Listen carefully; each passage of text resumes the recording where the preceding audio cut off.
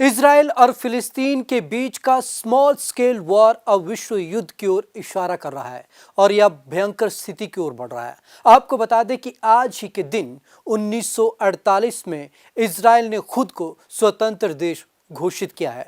तो चलिए आज हम आपको बताते हैं इजराइल किन परिस्थितियों से निकलकर बाहर आया है।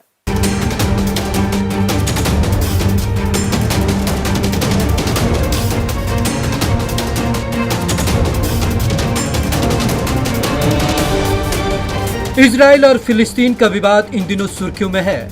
इजराइल और हमास शासित फिलिस्तीन की स्मॉल स्केल वॉर अब बड़ी जंग की तरफ बढ़ रही है।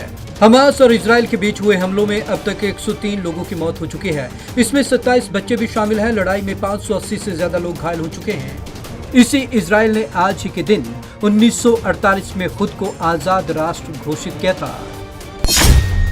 आज ही के दिन आजाद देश बना था इजराइल।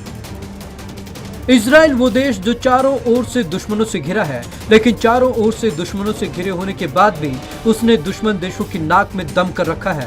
क्षेत्रफल में भारत के केरल से भी छोटा ये देश आज हर मामले में दुनिया के बड़े बड़े देशों से आगे है। इजराइल की खुफिया एजेंसी मोसाद का जिक्र होते ही दुश्मनों के पसीने छूट जाते हैं। यही इजराइल आज ही के दिन 73 साल पहले 1948 में दुनिया के नक्शे पर एक आजाद देश के तौर पर उभरा था।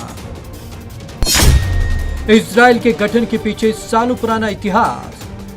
आज दुनिया के नक्शे में इजराइल जिस आकार में है, इसके पीछे सालों पुराना इतिहास है। कभी इजराइल की जगह तुर्की का ऑटोमन साम्राज्य हुआ करता था, लेकिन प्रथम विश्व युद्ध में तुर्की की हार के बाद इस इलाके पर ब्रिटेन का कब्जा हो गया। ब्रिटेन उस समय बड़ी शक्ति था और द्वितीय विश्व युद्ध तक ये इलाका ब्रिटेन के कब्जे में ही रहा। द्वितीय विश्व युद्ध में अमेरिका और सोवियत संघ दो नई ताकत बनकर उभरे। ब्रिटेन को इस युद्ध में काफी नुकसान उठाना पड़ा। 1945 में ब्रिटेन ने इस इलाके को यूनाइटेड नेशन को सौंप दिया।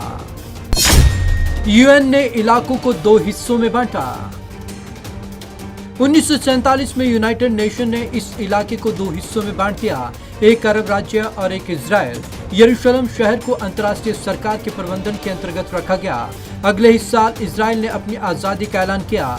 इसके साथ आज ही के दिन 1948 में दुनिया के एक शक्तिशाली देश का गठन हुआ। आजाद होते ही लड़ना पड़ा था युद्ध। इजराइल ने जैसे ही अपनी आजादी का ऐलान किया, इसके महज 24 घंटे के अंदर ही अरब देशों की संयुक्त सेनाओं ने इस पर हमला कर दिया। इजराइल के लिए लड़ाई कठिन जरूर थी, लेकिन उसने हिम्मत नहीं हारी। करीब अगले 1 साल तक ये लड़ाई चलती रही। नतीजा हुआ कि अरब देशों की सेनाओं की हार हुई। इजराइल दुनिया का अकेला यहूदी देश। युद्ध समाप्त होने के साथ ही इजराइल की 120 संसदीय संसद के लिए 25 जनवरी 1949 को पहला चुनाव हुआ, जिसमें यहां के नागरिकों ने बढ़ चढ़कर हिस्सा लिया और डेविड बेन गुरियन देश के पहले प्रधानमंत्री चुने गए। इस वक्त दुनिया की कुल यहूदी आबादी के 40% से ज्यादा लोग इजराइल में रहते हैं। इजराइल दुनिया का अकेला यहूदी देश है। Bureau report, Punjab Kesari TV.